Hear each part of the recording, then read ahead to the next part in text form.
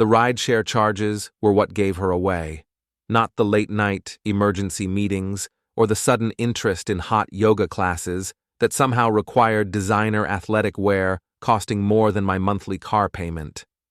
No, it was $37.50 to an address I didn't recognize, charged to our joint account at 2 in the morning on a Tuesday. My name is Brooks Carvin, and I've spent the last 8 years of my marriage believing I was the luckiest man alive. Turns out, I was just the most oblivious. I stared at the banking app on my phone, sitting in my home office in our Upper West Side apartment, the one with floor-to-ceiling windows overlooking Central Park, the one Nira insisted we needed to maintain our image. The charge glowed on the screen like a neon sign advertising my stupidity. I scrolled up. More charges, different addresses, but always late at night, always when Nira claimed to be at her sister's place or working late on her wellness brand. "Brooks, honey, have you seen my phone charger?" Nira's voice drifted from the bedroom, sweet as artificial sweetener and about as genuine. "Check the kitchen counter," I called back, keeping my voice steady. 8 years of marriage teaches you to mask your emotions, especially when you're married to someone who treats honesty like an outdated fashion trend. I heard her heels clicking against our hardwood floors, always heels, even at home, because Nira Carvin never knew when someone might take a photo for her Instagram. At 36, she'd built a following of 200,000 people who hung on her every word about mindful living and authentic relationships. The irony would have been funny if it wasn't destroying my life. "Found it," she called. "I'm heading out for lunch with Madison and Claire, that new place in Soho everyone's talking about." Madison and Claire, the two women who treated gossip like an Olympic sport and loyalty like a suggestion. I'd overheard enough of their conversations to know they discussed Nira's options the way stock traders analyzed market trends. "Have fun," I said, closing the banking app and opening my laptop. As a tech consultant, I'd learned to dig deeper into systems than most people realized was possible. If Nira thought she could hide her digital footprints from someone who debugged corporate networks for a living, she'd seriously underestimated her husband. The front door closed with a soft click, and I was alone with the evidence of my crumbling marriage. I started with the rideshare history. The address from Tuesday night belonged to a luxury building in Tribeca. Cross-referencing that with Nira's social media check-ins painted a picture I wished I could unsee. She'd been there multiple times, always posting from Madison's place or claiming to be at yoga classes that, according to their actual schedules, didn't exist. My phone buzzed with a text from Felix Roard, my old contact from my brief stint in airline logistics before I moved into tech consulting. Felix had evolved into what he politely called a problem solver for people with money and complicated situations. "Drinks tonight? Got some interesting news about your wife's wellness guru friend." I stared at the message. Felix had a talent for knowing things before other people realized there was something to know. I typed back quickly. 7 p.m., usual place. The usual place was a quiet bar in Midtown where conversations disappeared into the ambient noise and bartenders had selective hearing. I'd met Felix there twice before, once when a client tried to stiff me on a 6-figure contract, and once when Nira's business partner attempted to freeze me out of decisions involving my own investment. I spent the afternoon doing what I do best, gathering data. Nira's phone was synced to our shared cloud account, something she'd forgotten about after upgrading her device last year. Her location history told a story of deception that would have impressed a spy novelist. The emergency wellness brand meeting last Thursday had actually been a 3-hour stay at that same Tribeca address.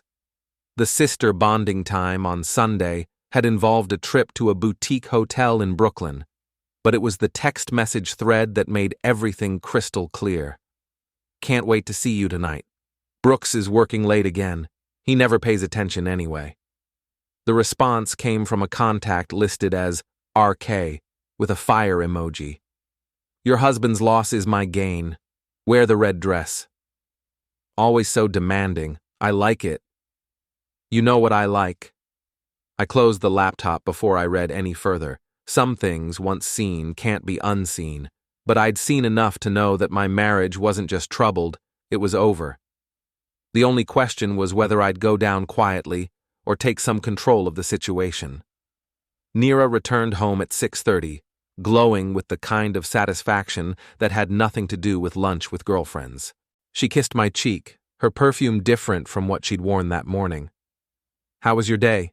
she asked, settling onto our Italian leather sofa with her phone. "Productive," I said. "I'm meeting Felix for drinks. Don't wait up." She looked up from her screen, and for just a moment, I saw something flicker across her face. Relief, maybe, or anticipation. "That sounds nice. Felix is always so interesting." Interesting wasn't the word I'd use for Felix, but it would do. The bar was exactly as I remembered. Dim lighting, expensive whiskey, and conversations that never happened. Felix was already there, nursing a scotch and wearing the kind of smile that meant someone was about to have a very bad day. "Brooks," he said, standing to shake my hand. "You look like a man who's discovered something unpleasant." "That obvious?" "I've seen that expression before, usually right before someone asks me to solve a problem." Felix signaled the bartender. "What's your poison tonight?" "Bourbon. Make it a double." Felix waited until the bartender moved away before leaning forward. "So, about your wife's friend, Rowan Carrick, former model, current lifestyle coach, perpetual disappointment to everyone who's ever trusted him." I felt my jaw tighten. "You know about Rowan?" "I know about everyone in your wife's orbit. It's what you pay me for. Remember?" Felix pulled out his phone and showed me a photo. "This is from last Tuesday, Tribeca. Notice anything familiar?" Before we dive deeper into this story, I have one small request. Please subscribe, drop a like, comment, and hit that hype button to boost this channel so more people can discover these incredible Reddit stories. The photo showed Nira and a man I recognized from her social media posts, tall, artificially tan, with the kind of smile that belonged in a toothpaste commercial. They were entering the same building from my rideshare records. "How long?" I asked. "Best guess? 3 months, maybe 4. He's been posting subtle photos from locations that match her check-ins. Guy's not as smart as he thinks he is." I took a long drink of bourbon, feeling it burn away the last of my illusions. "What else do you know about him?" Felix's smile widened.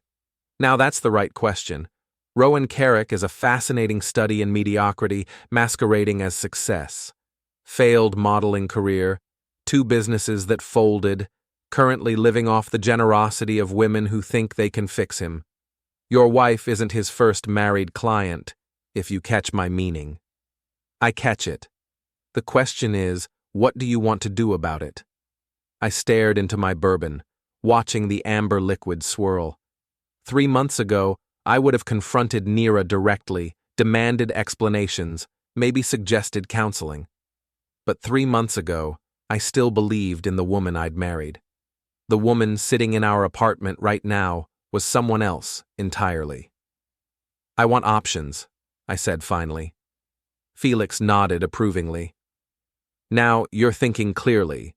I've got some ideas, but first you need to decide how far you're willing to go. Are we talking about a clean divorce or something more comprehensive?" "What do you mean by comprehensive?" "I mean making sure that when this is over, the people who betrayed you understand exactly what they've lost. I mean consequences that match the crime." I thought about Nira's Instagram posts about authentic relationships and mindful living. I thought about her followers who believed her carefully crafted lies. I thought about Rowan Carrick, probably planning his next move while sitting in our apartment, using our Wi-Fi, maybe even wearing my clothes. "Comprehensive," I said. Felix raised his glass. "Then we're going to need a plan." We talked for 2 hours. Felix had connections in Paris, old friends from his airline days who could arrange accommodations, reservations, even social introductions. The plan that emerged was elegant in its simplicity. Disappear, let Nira's world implode naturally, then return with enough leverage to ensure she and Rowan faced consequences for their choices. The beauty of social media, Felix explained, is that it creates the illusion of control while actually making people incredibly vulnerable. Your wife has built her entire identity online. Take away the foundation, and everything collapses. By the time I returned home, it was nearly midnight. Nira was asleep, or pretending to be. I sat in my office, staring at airline websites and thinking about the last time I'd felt truly happy. It had been in Paris, during our honeymoon 8 years ago. Nira had complained about the food, the crowds, the language barrier. She'd spent most of the trip posting photos and checking her engagement metrics. I'd fallen in love with the city anyway. The architecture, the culture, the way people seemed to understand that life was meant to be savored, not performed. Now I was going back, but this time I'd be going alone. I booked the flight for the following week, using a credit card Nira didn't know about. Then I sent a message to Sela Merrick, Nira's younger sister. Hey Sela, random question. Are you still planning that photography trip to Paris next month? I might have some free time if you want company. The response came faster than I expected. Brooks, is everything okay? And yes, I'd love the company. Nira's been acting weird lately. Maybe you can tell me what's going on. I stared at the message for a long time before typing back. Everything's fine. Just need a change of scenery.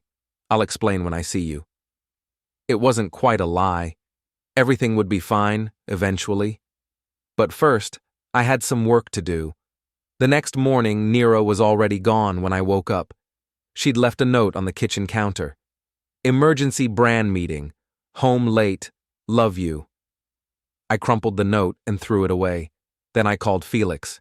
It's Brooks. I'm ready to start. Excellent. I've already made some calls. You're going to love what I've arranged. What about surveillance? I need to know what they're doing while I'm gone. Already handled. By the time you board that plane, we'll have enough evidence to bury them both. I hung up and made coffee, standing at our kitchen window and looking out at Central Park. Somewhere out there, Nira was probably with Rowan, planning their next move, assuming I'd never figure out what was happening. They were about to learn how wrong they were. My phone buzzed with a text from Nira. Working late again tonight, don't wait up. I typed back, no problem, I'll be busy too. That evening I packed a single suitcase with enough clothes for a week in Paris. Then I sat down and wrote a letter I'd never send, but needed to write anyway. Dear Nira, it began. By the time you read this, you'll probably realize that I know everything. About Rowan, about the lies, about the woman you've become. I loved the woman I married, but she disappeared somewhere along the way. Maybe she never existed at all. I'm not writing this to hurt you. I'm writing it because I need you to understand that actions have consequences. You chose Rowan. Now live with that choice. I folded the letter and put it in my desk drawer. Someday, maybe, I'd give it to her. But not yet. The next few days passed in a blur of preparation. Felix arranged everything: hotel reservations, restaurant bookings, even tickets to museums and galleries. Sela confirmed her travel dates, excited about the prospect of having a photography partner who actually appreciated art. Nira, meanwhile, grew increasingly bold. She stopped making excuses for her absences, stopped pretending to care about my schedule. On Thursday night, she didn't come home at all. On Friday, she walked into our bedroom at 7 a.m, still wearing the same clothes from the day before. Where were you? I asked. Not because I didn't know, but because I wanted to see how far she'd go. Madison's place. We had too much wine, so I crashed on her couch. I nodded as if I believed her. That was thoughtful of Madison. She's a good friend. The best. I agreed. That afternoon, Nira made an announcement that confirmed everything Felix and I had suspected. Brooks, I need to tell you something. Rowan's going through a difficult time right now. His lease fell through, and he needs a place to stay for a few weeks. I told him he could use the guest room. I looked up from my laptop, keeping my expression neutral. Rowan Carrick? Your lifestyle coach? Yes. I know it's unusual, but he's helped me so much with the brand and he's really struggling right now. When would this start? Tonight, actually. He's bringing his things over this evening. I nodded slowly. I see. You're okay with this? It's your decision, Nira. You don't need my permission. She looked surprised, maybe even disappointed. I think part of her wanted a fight, wanted me to give her a reason to play the victim. Instead, I closed my laptop and stood up. Actually, this works out perfectly. I've been thinking about taking some time off. Maybe a trip to Paris. Paris? For the first time in weeks, I had her complete attention. I've always wanted to go back, see the city properly this time. When? Tomorrow morning. Her eyes widened. Tomorrow? Brooks, that's very sudden. Sometimes sudden is good. I walked toward the bedroom. I should pack. How long will you be gone? I paused in the doorway. As long as it takes. That night, I listened to Nira and Rowan moving his belongings into our guest room. They were trying to be quiet, but our apartment's acoustics made privacy impossible. I heard them laughing, heard the sound of champagne being opened, heard Nira's voice saying things she'd never said to me. Around midnight, I heard footsteps in the hallway outside my bedroom door. They paused, and I wondered if Nira was going to come in, maybe try to explain or apologize or maintain the pretense for a little longer. Instead, I heard her door close. Then silence. I lay awake until dawn, thinking about the man I'd been and the man I was about to become. Somewhere in our apartment, my wife was sleeping next to her lover in the bed I'd helped her choose, in the home I'd helped her create. By the time they woke up, I'd be gone. The flight to Paris gave me 8 hours to think about what I was doing. Not enough time to change my mind, but plenty of time to question my sanity. As the plane climbed through the clouds above New York, I wondered if I was running away or running towards something better. Felix had outdone himself with the arrangements. The hotel was a boutique property in the 7th arrondissement, walking distance from the Eiffel Tower, but tucked away on a quiet street that felt like a secret. My room had a balcony overlooking a small courtyard where morning light filtered through ancient trees. I'd left Nira a simple note. Gone to Paris for a week. Need to think. Don't wait up. By now, she'd probably found it. By now, she and Rowan were probably discussing what it meant, whether I suspected anything, how to handle the situation. I hoped they were worried. I hoped they spent the entire day wondering what I knew and what I planned to do about it. My phone buzzed as I unpacked. A text from Selah. Just landed. This city is incredible. Meet me at Café de Flore in an hour? Selah Merrick was everything her sister wasn't. Genuine, thoughtful, interested in the world beyond her own reflection. At 28, she'd built a quiet but successful photography career, capturing real moments instead of manufactured perfection. Where Nira saw every experience as content for her brand, Selah saw life as something to be lived. Café de Flore was exactly what I'd hoped Paris would offer. Old-world charm mixed with the energy of people who understood that conversation was an art form. I found Selah at a corner table, her camera bag beside her chair, sketching something in a worn notebook. Brooks. She stood to hug me, and for the first time in months, I felt genuinely welcome somewhere. You look different. Good different. Different how? Relaxed. Like you've been holding your breath for a long time and finally remembered how to exhale. We ordered coffee and pastries that would have sent Nira into a lecture about processed sugar and mindful eating. I bit into a pain au chocolat and felt like I was committing a small, perfect rebellion.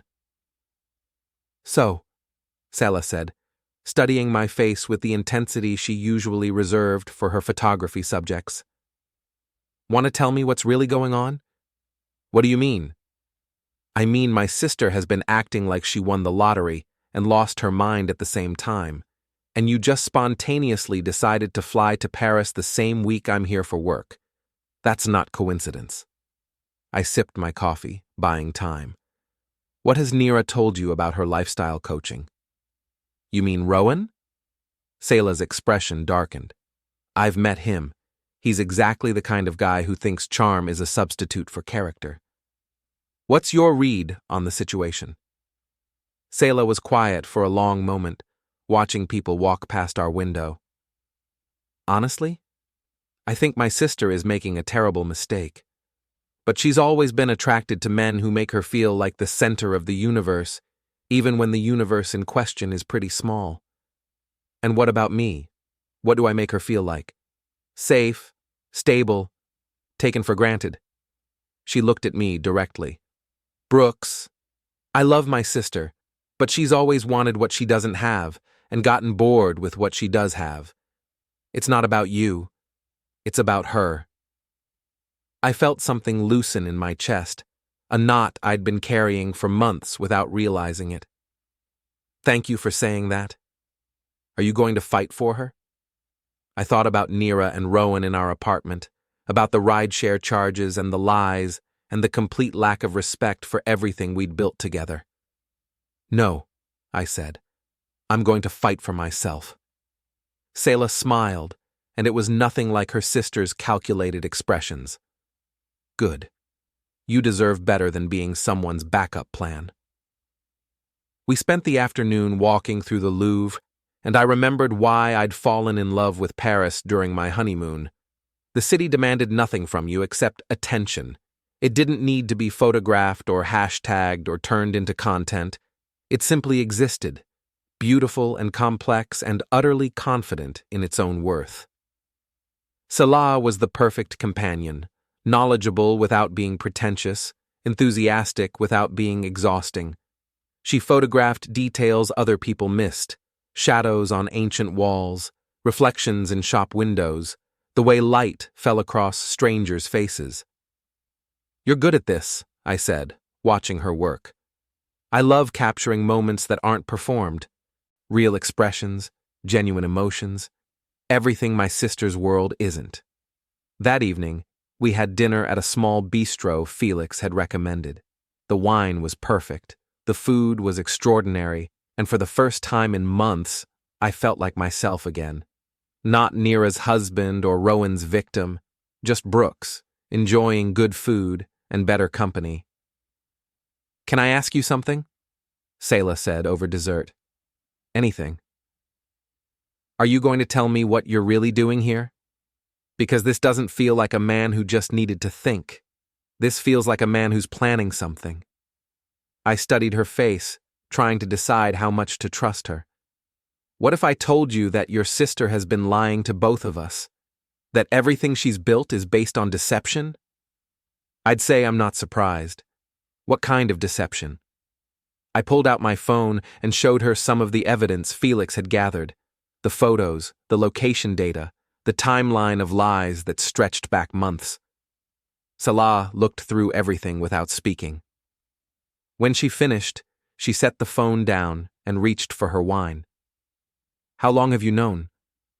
Officially? A week? Unofficially? I think part of me has known for months. What are you going to do about it? That depends. How do you feel about helping me show the world who your sister really is? Selah was quiet for a long time. When she finally spoke, her voice was steady and sure. Nira has spent her entire life treating people like props in her personal drama. She's hurt friends, family members, business partners, anyone who got in the way of what she wanted.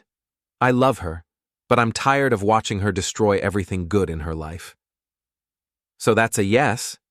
That's a hell yes. We walked back to my hotel through streets that sparkled with evening light.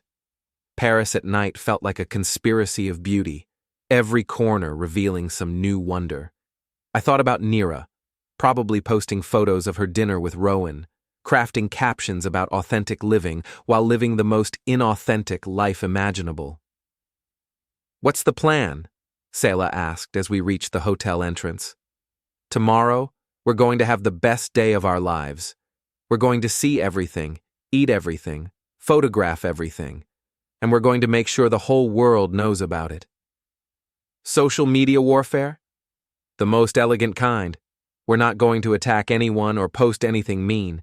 We're just going to live beautifully and publicly and let other people draw their own conclusions. Sela grinned. I like it. Passive, aggressive with style. The next morning, my phone was full of messages from Nira. Where are you exactly? How long are you planning to stay? Brooks, I need you to call me. We need to talk. This is ridiculous. You can't just disappear without explaining yourself. I showed the messages to Sela over breakfast at a cafe near the Seine. She's panicking, Sela observed. Good. Should I respond? Not yet. Let her wonder. Let her worry. Let her realize what it feels like to be left in the dark. We spent the day being tourists in the best possible way. We climbed the Eiffel Tower, wandered through Montmartre, browsed bookstalls along the Seine.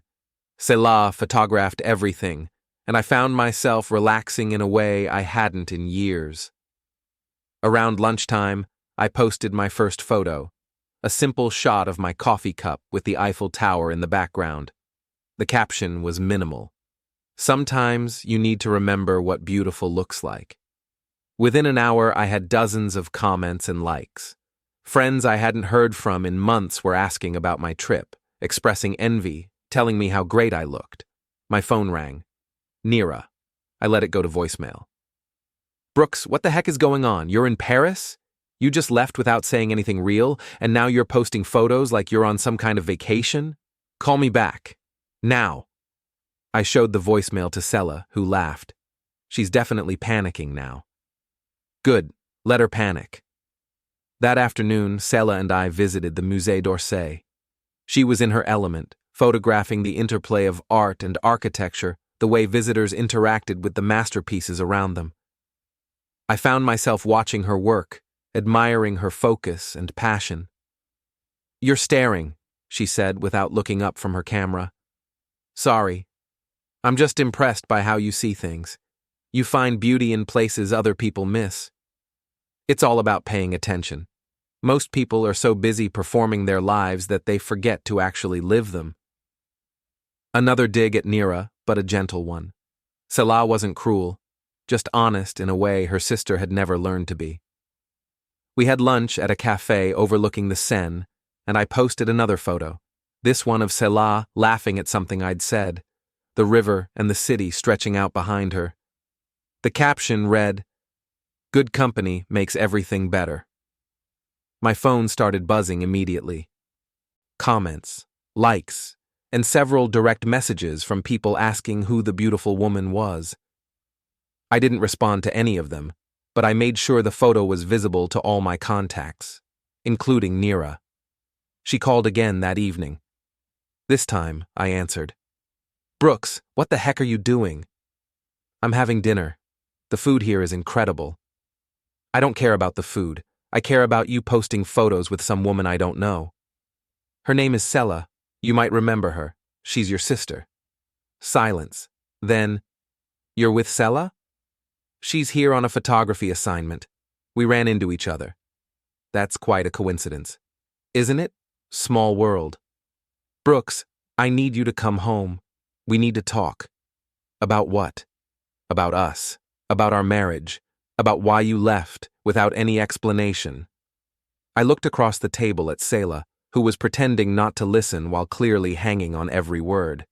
I left because I needed space to think, and I'm discovering that I think more clearly when I'm not being lied to.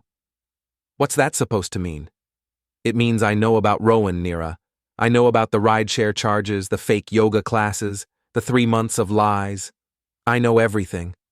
Another silence, longer this time. Brooks, it's not what you think. Really? What is it then? It's complicated. I'm sure it is. Lying usually is. Don't be sarcastic with me. If you have something to say, just say it. I thought about all the things I wanted to say, about trust and betrayal and the woman I thought I'd married, about the months of feeling like something was wrong while being told I was imagining things. Instead, I said, "I'm saying that I'm in Paris with your sister, having the time of my life, and I'm not ready to come home yet." "How long are you planning to stay?" "As long as it takes." "As long as what takes?" "For me to figure out what I want my life to look like." I hung up before she could respond. Selah was grinning at me across the table. "That was beautiful." "Think it was too harsh?" "I think it was perfect. Honest without being cruel. Clear without being dramatic. She knows you know, but she doesn't know what you're planning to do about it." "What am I planning to do about it?" "That's up to you. But whatever you decide, you're not doing it from a position of weakness anymore." We walked along the Seine after dinner, the city lights reflecting off the water like scattered diamonds. I felt lighter than I had in months, as if I'd been carrying a weight I hadn't realized was there. "Can I tell you something?" Selah said as we paused on a bridge overlooking Notre Dame. "Of course. I've always thought you deserved better than the way Nira treated you. Even before all this, she took you for granted.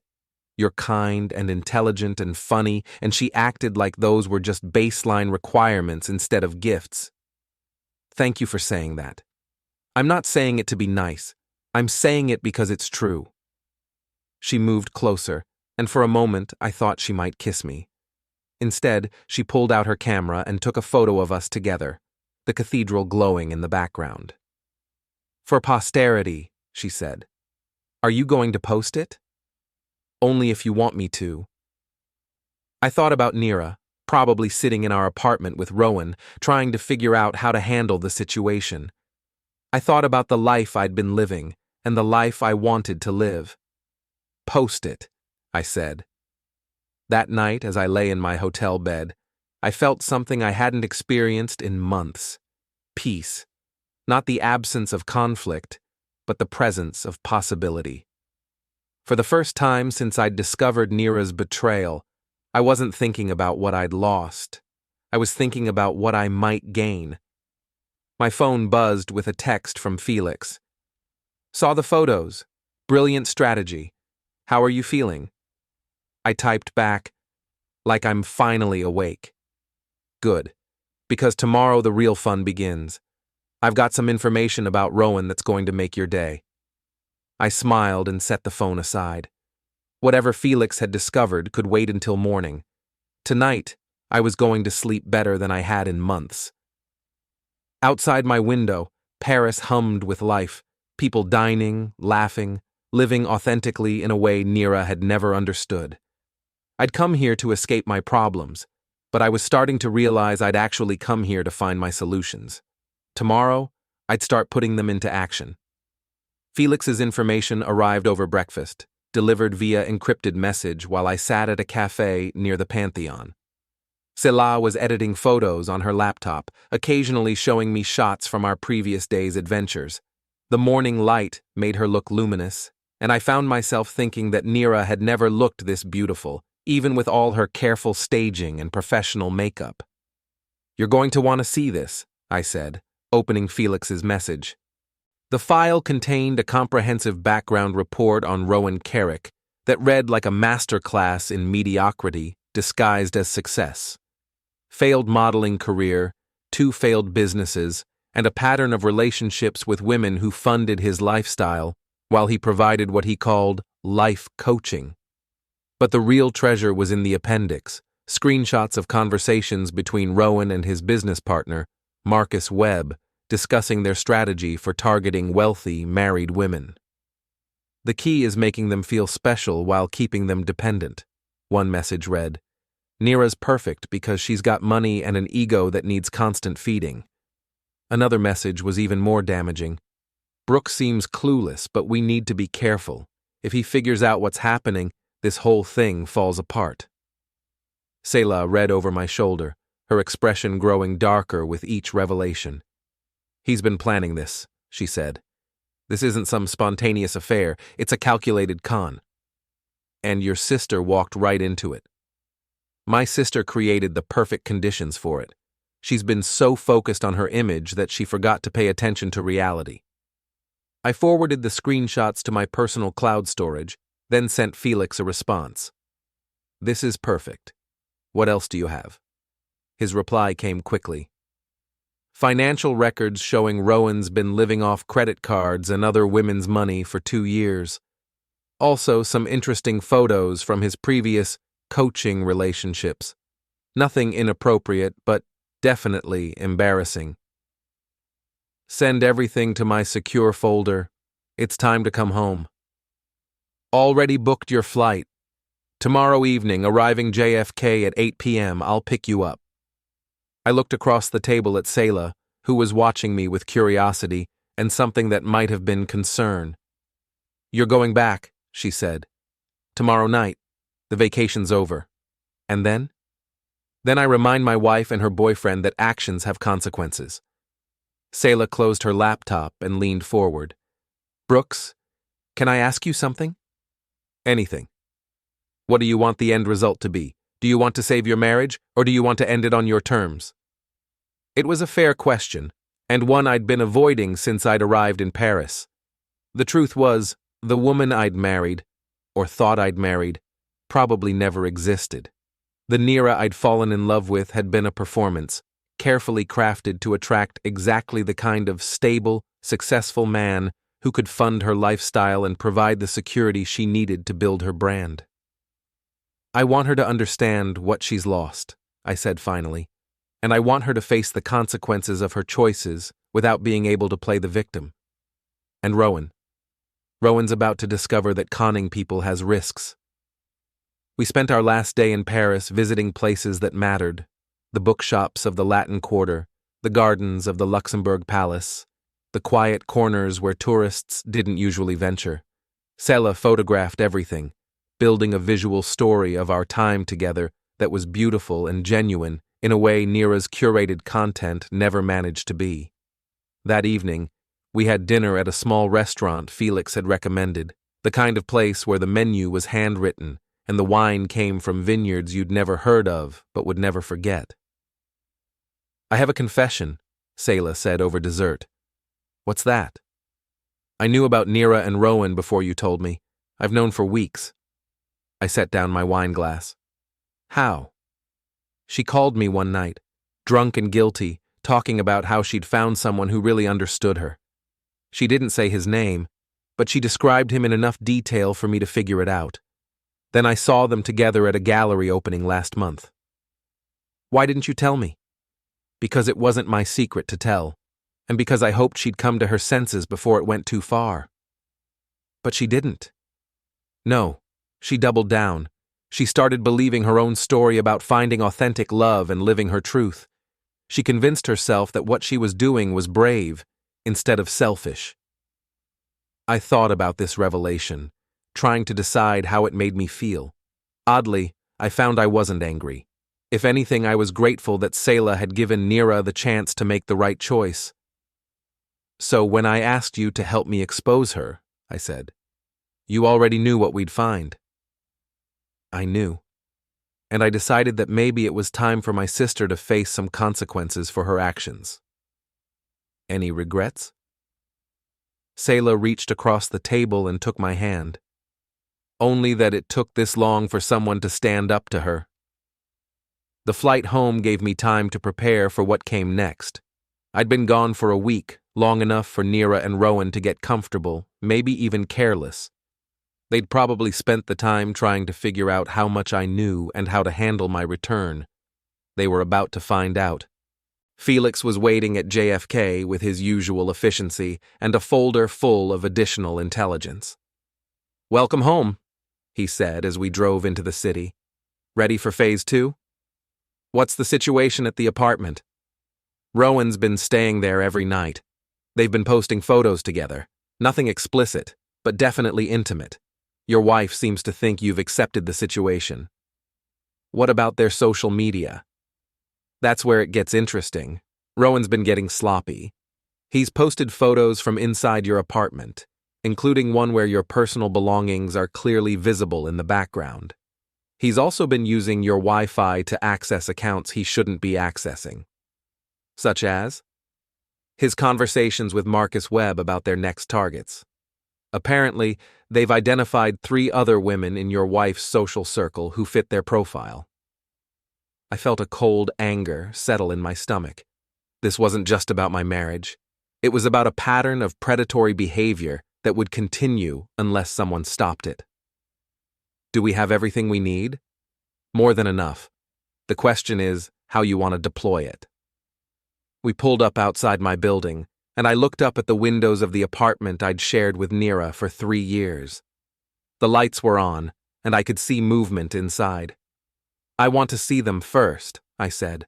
I want to look them in the eye and give them one chance to tell the truth. And if they lie, then we show them what consequences look like. I took the elevator to our floor, my heart pounding with a mixture of anticipation and dread. I'd been planning this moment for a week, but now that it was here, I felt the weight of what I was about to do. I opened the apartment door quietly, hearing voices from the living room. Nira and Rowan were sitting on our couch, sharing a bottle of wine I'd been saving for a special occasion. They looked comfortable, domestic, like a couple who belonged together. "Hello?" I said from the doorway. They both jumped, wine sloshing onto our white couch. Nira recovered first, standing and smoothing her dress. "Brooks, you're back. I wasn't expecting you until tomorrow." "I can see that." I looked at Rowan, who was trying to appear casual while clearly calculating his exit strategy. "Rowan, still having housing problems?" "Brooks, right? Nira's told me so much about you. Thanks for letting me crash here. I really appreciate it." His tone was friendly, confident, like a man who believed he'd won something. I almost admired his audacity. "No problem. Nira's always been generous with other people's things." Nira shot me a warning look. "Brooks, you seem tired. Maybe you should get some rest." "Actually, I feel great. Paris was exactly what I needed." I sat down in the chair across from them, making it clear I wasn't going anywhere. "So, Rowan, tell me about your coaching business. It must be rewarding, helping people find their authentic selves." "It is. There's nothing more satisfying than helping someone discover their true potential." "I bet. And Nira's been one of your success stories?" "Absolutely. She's made incredible progress in just a few months." I nodded thoughtfully. "That's wonderful. What kind of progress exactly?" Rowan glanced at Nira, who was looking increasingly uncomfortable. "Well, she's learned to prioritize her own needs instead of always putting other people first. She's discovered the importance of authentic connections." Authentic connections. I like that phrase. I pulled out my phone. "Speaking of authentic, I had an amazing time in Paris. Want to see some photos?" Before either of them could object, I started scrolling through the pictures Sela and I had taken. Their faces grew increasingly tense as they realized what they were seeing. "That's Sela," Nira said finally. "It is. She's incredibly talented, and such good company." I showed them the photo of us on the bridge, both of us laughing, looking genuinely happy. We had so much in common. "Brooks," Nira said carefully, "I think we need to talk." "I agree. But first, I'm curious about something, Rowan. This authentic connection you've helped Nira discover. Is that part of your standard coaching package, or is it more of a premium service?" The color drained from his face. "I'm not sure what you're implying." "I'm not implying anything. I'm asking a direct question. Are you sleeping with my wife?" The silence that followed was answer enough. Nira stood up, her composure finally cracking. "Brooks, this isn't how I wanted you to find out." "How did you want me to find out? Were you planning to tell me eventually, or were you hoping I'd just figure it out and quietly disappear?" "It's not like that." "What is it like then? Help me understand." Rowan cleared his throat. "Look, man, this is between you and Nira. I should probably go." "Actually," I said, "I think you should stay. This concerns you too." I opened Felix's file on my phone and began reading. Rowan Carrick, age 39, Failed modeling career, 2 bankrupted businesses, currently living off credit cards and the generosity of women he's convinced he's helping. Previous coaching clients include Margaret Chen, divorced after a 6-month affair, Jennifer Walsh, currently in marriage counseling, and Diana Rodriguez, who lost $50,000 funding Rowan's lifestyle coaching certification program. Rowan was on his feet now, his friendly mask completely gone. Where did you get that information? The same place I got these. I showed them the screenshots of his conversations with Marcus Webb. Interesting strategy, targeting wealthy married women. Very systematic. Nira looked from me to Rowan, confusion and horror dawning on her face. Rowan, what is he talking about? Nira, don't listen to him. He's obviously desperate. Am I? I kept reading. Quote, Nira's perfect because she's got money and an ego that needs constant feeding. End quote. Your words, Rowan. That's taken out of context. Here's another one. The key is making them feel special while keeping them dependent. Still out of context? Nira sat down heavily, her face pale. Rowan, please tell me this isn't true.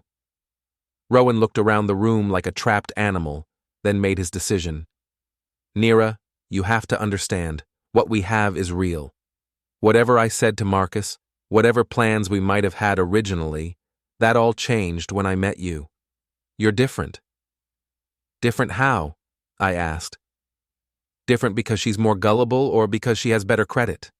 Shut up, Rowan snapped, his composure finally breaking. You don't know anything about what Nira and I have together. I know you've been living in my apartment, sleeping in my guest room, using my Wi-Fi to plan your next con. I know you've been driving my car and wearing my clothes. And I know you're about to discover what happens when you mess with the wrong person. I stood up and walked to the window, looking out at the city lights. Here's what's going to happen, I said without turning around. Rowan, you're going to pack your things and leave, tonight. And you're never going to contact my wife again. You can't make me do anything. I turned back to face him. Actually, I can. Because if you're not out of here in the next hour, I'm going to send everything I have on you to every woman in Nira's social circle, along with a detailed explanation of your business model. I'm also going to forward it to the State Attorney General's office, since what you're doing probably qualifies as fraud. You're bluffing. Try me. Rowan looked at Nira, who was staring at him with an expression of growing disgust. Nira, tell him. Tell him what we mean to each other. Nira was quiet for a long moment. When she finally spoke, her voice was barely above a whisper. Get out. What? Get out of my apartment. Get out of my life. Just get out. Rowan's face went through several expressions before settling on ugly anger. Fine. But don't think this is over. You can't just destroy people's lives because your wife decided she wanted something better. Watch me, I said. After Rowan left, slamming the door behind him, Nira and I sat in silence for several minutes. Finally, she looked up at me with tears in her eyes. Brooks, I'm so sorry. I never meant for any of this to happen. What did you mean to happen? I don't know. I was confused, and he made me feel special, and I thought maybe I deserved something more exciting than what we had. And now? Now I realize I was an idiot.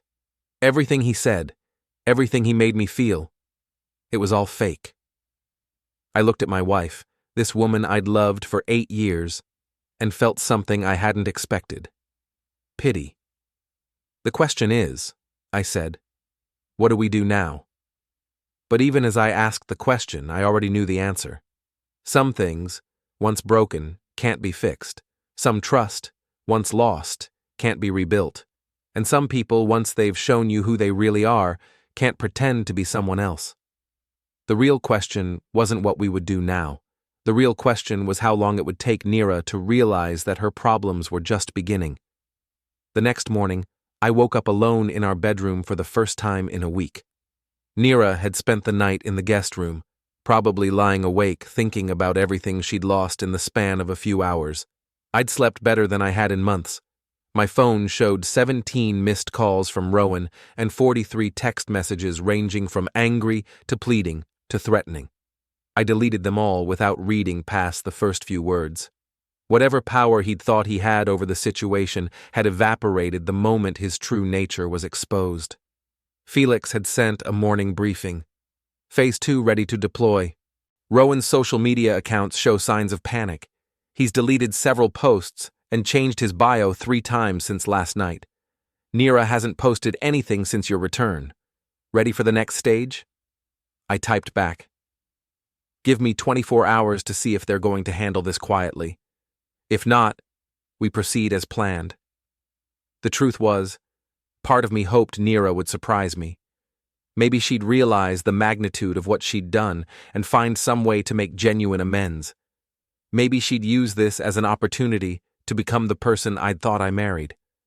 But I'd learned not to bet on Nira making the right choice when the wrong choice was easier. I made coffee and sat at our kitchen table, looking out at Central Park and thinking about the difference between the man who'd left for Paris a week ago and the man who'd returned last night. The old Brooks would have been devastated by the betrayal, would have spent weeks trying to understand what he'd done wrong, would have probably taken Nira back if she'd asked nicely enough. The new Brooks understood that some people view kindness as weakness and loyalty as stupidity. The new Brooks had learned to value himself enough to demand better treatment. Nira emerged from the guest room around 9, looking like she hadn't slept at all. She'd always been beautiful, but this morning she looked fragile in a way that might have moved me a week ago. "Good morning," she said carefully. "Morning. Brooks, I know I have no right to ask this, but can we talk? Really talk?" I gestured to the chair across from me. "I'm listening." She sat down and wrapped her hands around the coffee mug I offered her, as if trying to warm herself from the inside out. "I need you to know that what happened with Rowan, it wasn't about you. It wasn't because you weren't enough, or because our marriage was missing something important. What was it about then? It was about me being selfish and stupid and getting caught up in feeling like someone new and exciting wanted me. I let my ego override my judgment, and I convinced myself that what I was feeling was more important than what I was destroying. It was a good answer, probably even an honest one.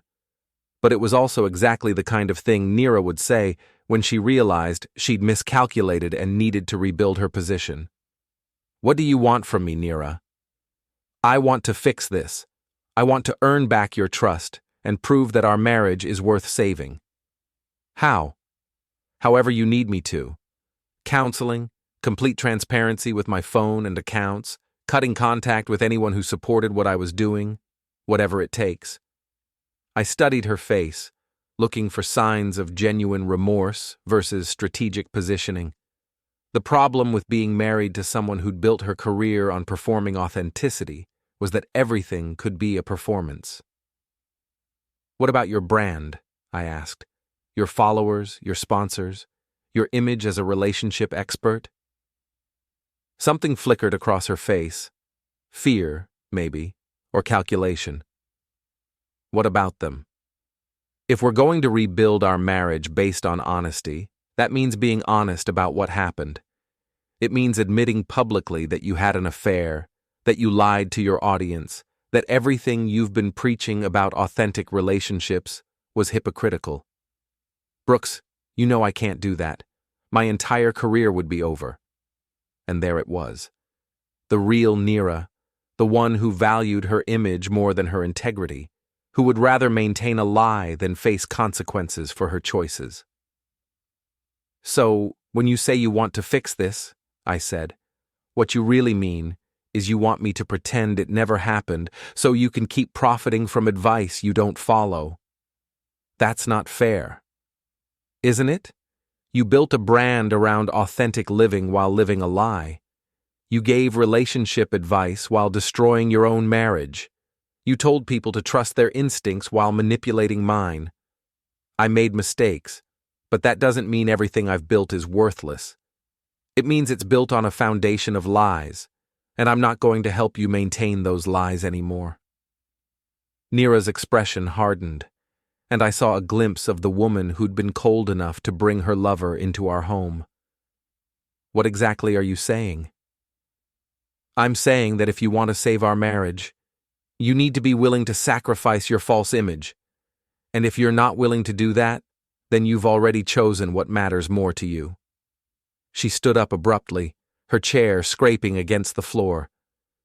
You're being unreasonable.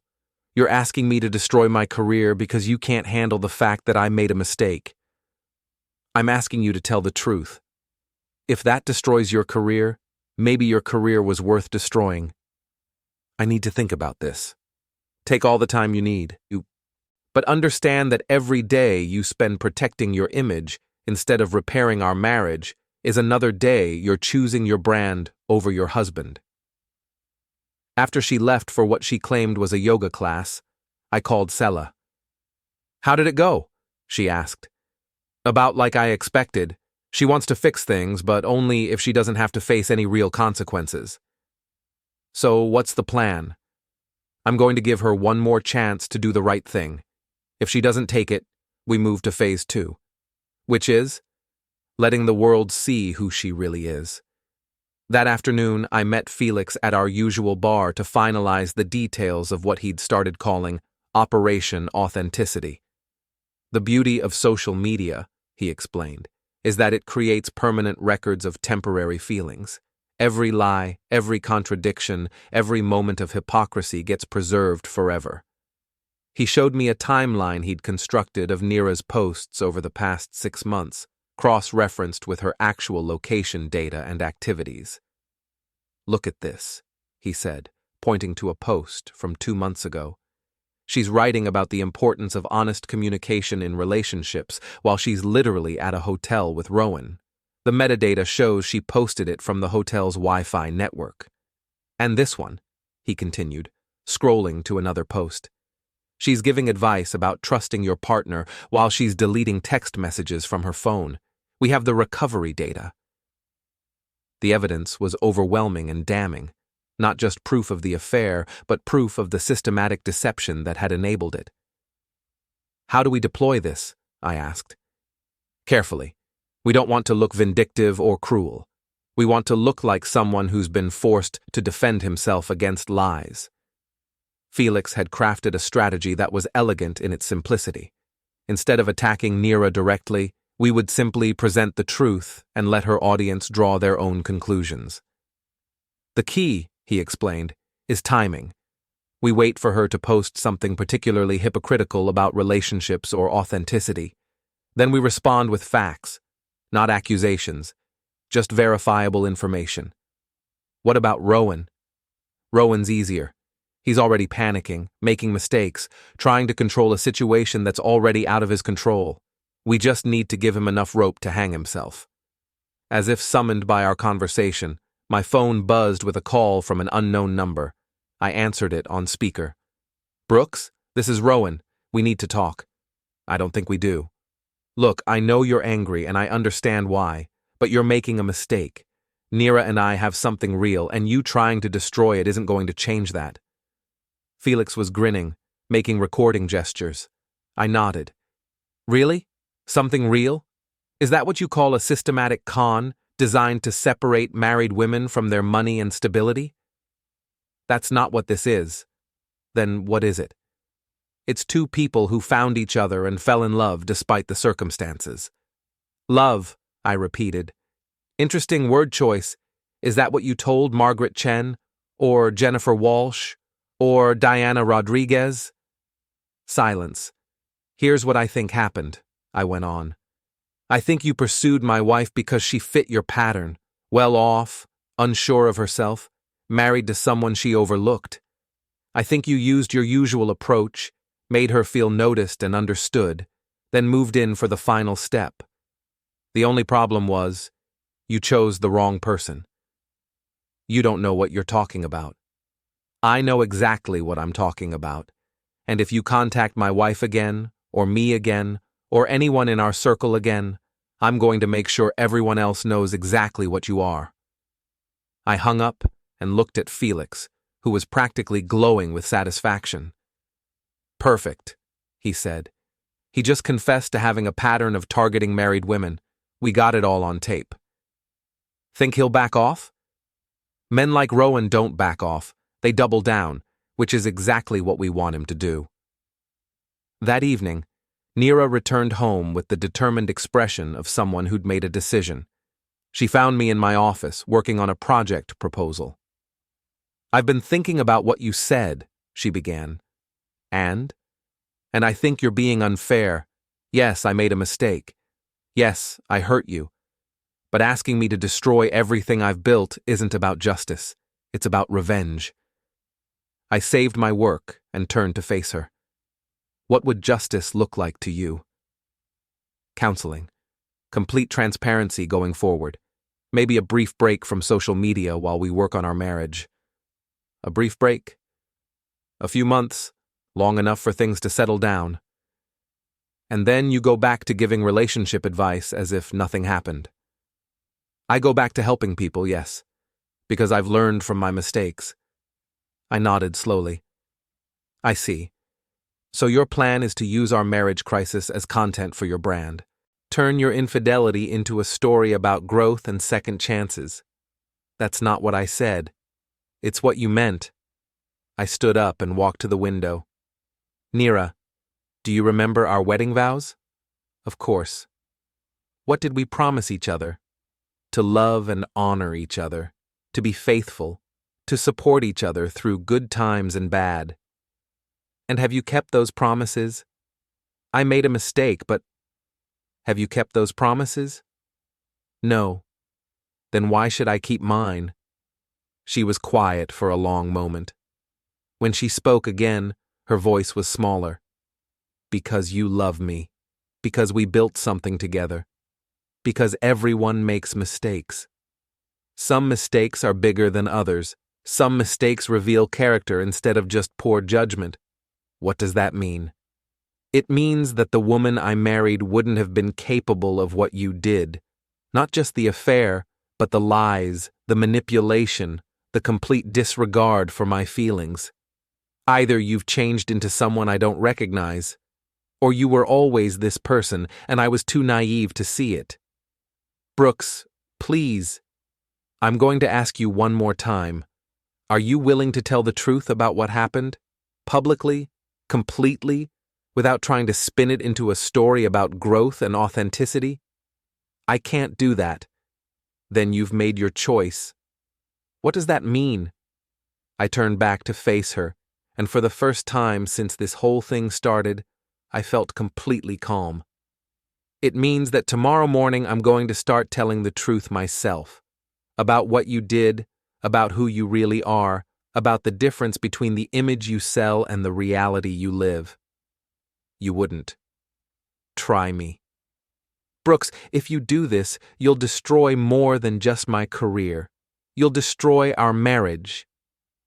"Nira," I said gently, "our marriage was destroyed the moment you decided Rowan Carrick was more important than your wedding vows. I'm just making sure everyone else knows it too." That night, I slept in the guest room while Nira made phone calls behind the closed door of our bedroom.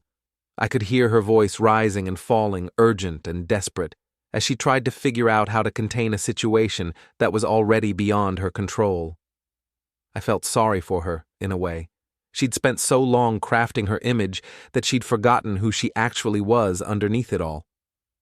Now, she was about to discover what happened when the performance ended and reality took over. Tomorrow, the real show would begin. I woke up to the sound of rain against the windows and the realization that Nira was gone.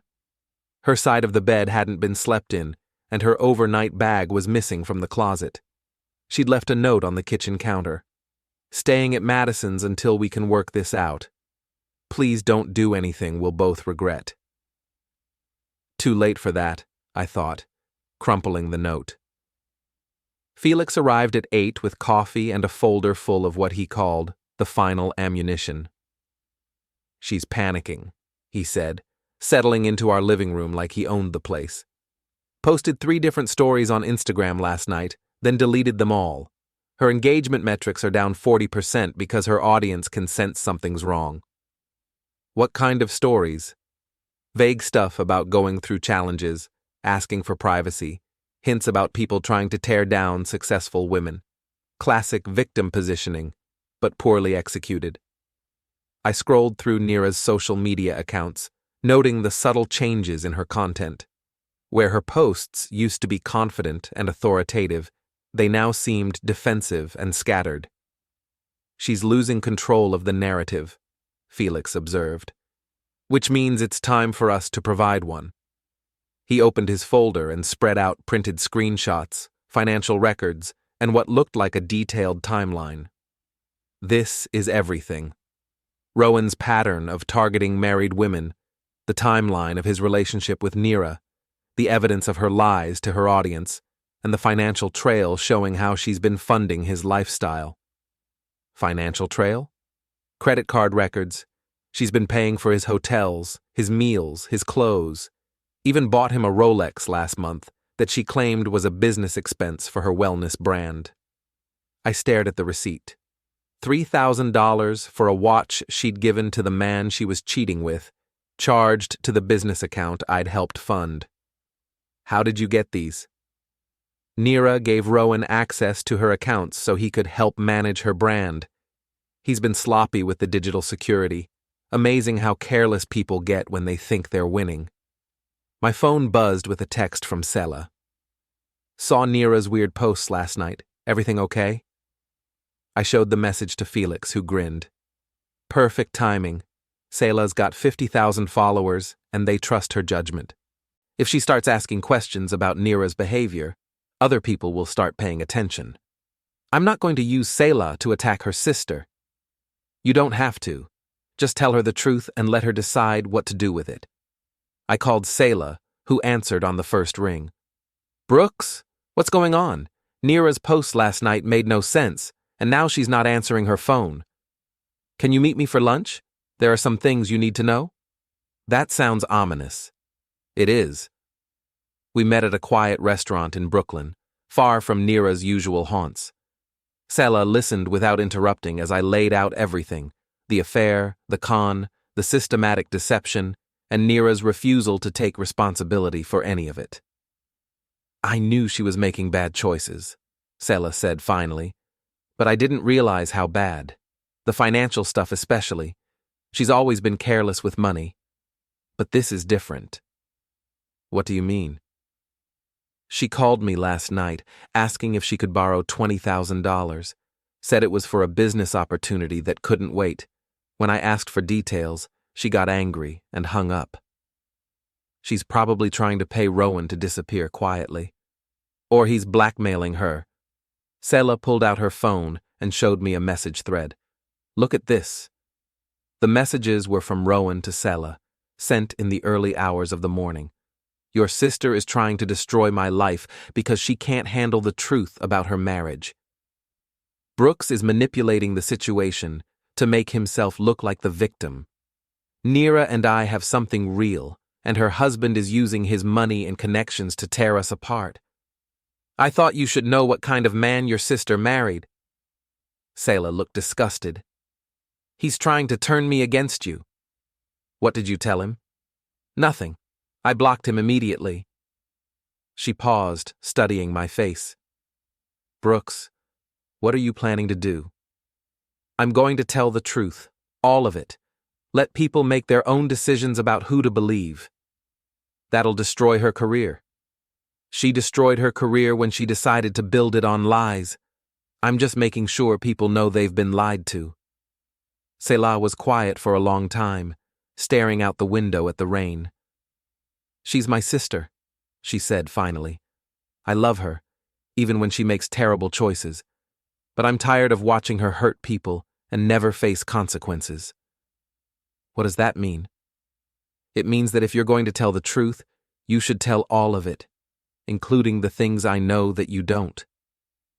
"Such as?" "Such as the fact that this isn't her first affair. She cheated on her previous boyfriend with you, remember?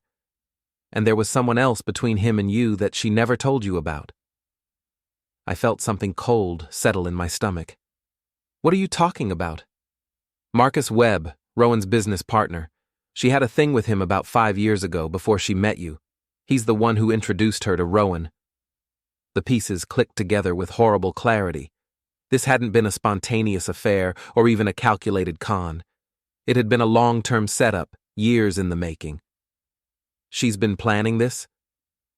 I don't think she planned to cheat. But I think Marcus and Rowan have been planning to target her for a long time. They knew her weaknesses, knew how to manipulate her, knew exactly which buttons to push. And she walked right into it. She ran into it, because deep down I think she's always been bored with stability. She wants drama, wants to feel like the center of some grand romantic story, even if it destroys everything good in her life. I thought about the woman I'd married, the one who'd seemed so confident and self-assured. Had she always been this hollow inside, this desperate for external validation? What do you think I should do? Selah reached across the table and took my hand. I think you should protect yourself. Nira's going to try to control this story, make herself look like the victim of circumstances beyond her control. Don't let her. That afternoon, I returned home to find Rowan sitting in my living room. How did you get in here? I asked. Nira gave me a key weeks ago. We need to talk. No, we don't. And you need to leave before I call security. 5 minutes. That's all I'm asking. There was something different about him, a desperation that hadn't been there before. His usual confidence was gone, replaced by the look of a man who'd realized his plan was falling apart. Fine. 5 minutes. This has gone too far, he said. Nira's talking about doing something drastic. She's scared, and scared people make bad decisions. What kind of drastic? She wants to claim you've been abusing her, emotionally, financially. She thinks if she can make herself look like a victim, people will understand why she needed to find comfort elsewhere. I felt a surge of anger so pure it surprised me. She wants to destroy my reputation to save hers. I told her it was a bad idea, but she's not listening to me anymore. She blames me for everything falling apart. Because it is your fault. Look, I know how this looks, but what Nira and I have is real. Yes, Marcus and I have targeted other women before, but this time it's different. Different how? I fell in love with her, really fell in love, and I think she loves me too, underneath all the panic and fear. I stared at him, trying to decide if he actually believed what he was saying or if this was just another manipulation. What do you want from me, Rowan? I want you to let her go. Divorce her quietly, split your assets fairly, and let us try to build something together. In exchange for what? In exchange for me making sure she doesn't go through with her plan to destroy your reputation. It was blackmail, pure and simple, but it was also an admission that Nira was planning something even worse than I'd imagined. Here's my counteroffer, I said. You disappear, completely. Leave New York, change your name if you have to, but get out of our lives. In exchange, I won't press charges for fraud, extortion, or any of the other crimes you've committed. You can't prove fraud. Actually, I can. I pulled out my phone and showed him Felix's financial analysis. You've been taking money from Nira under false pretenses, using her accounts to fund a lifestyle you can't afford, and systematically deceiving her about your intentions. That's textbook fraud. His face went pale as he scrolled through the evidence. This doesn't prove anything. It proves enough.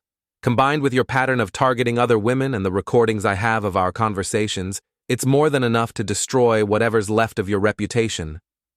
You're bluffing. Am I? I pulled up Felix's contact and started dialing. Should we call the police now, or do you want to pack first? Rowan stood up abruptly, his mask finally slipping completely. Fine. You win. But don't think this is over. Nira's not going to forgive you for destroying her happiness.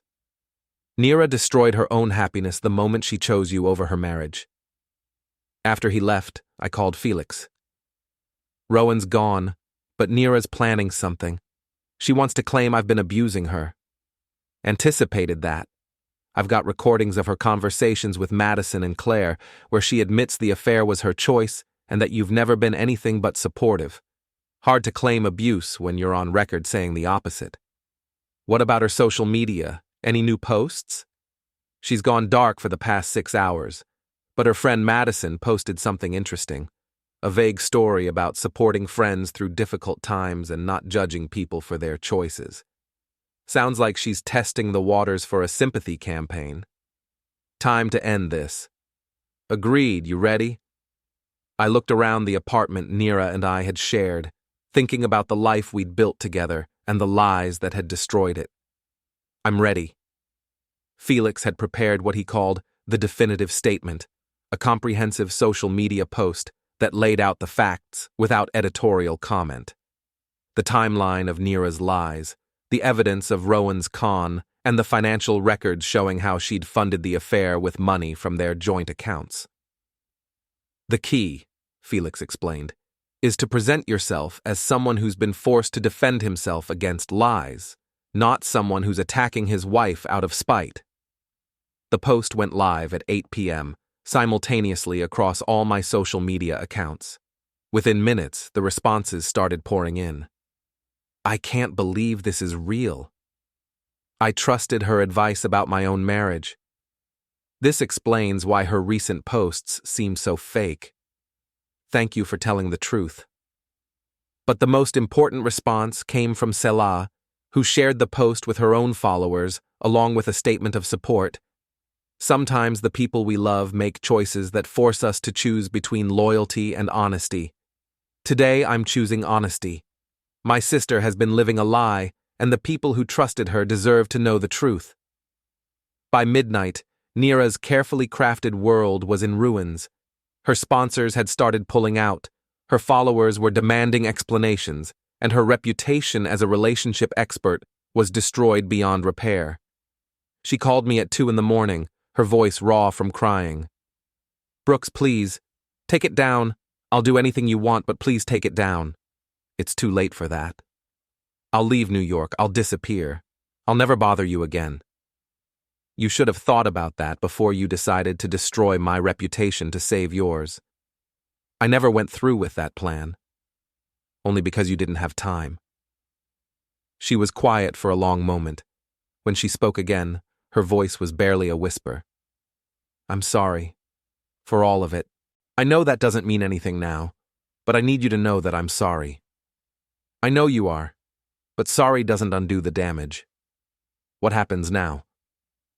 Now you face the consequences of your choices, just like everyone else has to. I hung up and turned off my phone.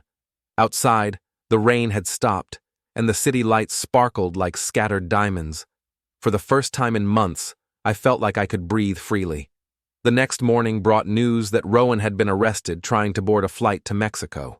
Apparently, one of his previous victims had seen my post and decided to press charges for the money he'd stolen from her. Nira had checked herself into a wellness retreat upstate, claiming she needed time to heal and reflect. Her social media accounts had been deactivated, and her website displayed a message about taking a break from public life. I spent the day fielding calls from reporters, lawyers, and friends who wanted to know what had really happened. I told them all the same thing. The truth was in my post, and I had nothing to add. That evening, Selah came by with takeout and wine. How are you holding up? She asked. Better than I expected. You? Relieved, actually. Nira needed to face consequences for her actions, and now she has. We ate dinner on my balcony, watching the sun set over Central Park. The city spread out below us, full of possibility and promise. What's next for you? Selah asked. I don't know yet. Divorce proceedings, obviously. Probably sell the apartment and find something smaller. Maybe travel for a while. Sounds like a good plan. What about you? Any regrets about choosing honesty over loyalty? Selah was quiet for a moment, watching the lights come on across the city. My sister spent years teaching people to live authentically while living a lie. Someone needed to tell the truth, and it wasn't going to be her. Thank you for everything. Thank you for showing me that some people actually keep their promises. As the night grew darker, I felt something I hadn't experienced in months. Peace. Not the absence of conflict, but the presence of integrity. I'd kept my word, told the truth, and faced the consequences of doing what was right instead of what was easy. Nira had wanted a storybook ending. She'd gotten one, just not the kind she'd expected. Sometimes the dragon wins, sometimes the princess saves herself, and sometimes the truth is enough to set everyone free, even when freedom comes at a cost. I looked out over the city where I'd built a life with someone who'd never deserved it, and I smiled. Tomorrow would bring new challenges, new possibilities, new chances to choose integrity over convenience. But tonight, I was exactly where I belonged, free from lies, free from manipulation, and free to become whoever I was meant to be next. The story was over. My life was just beginning.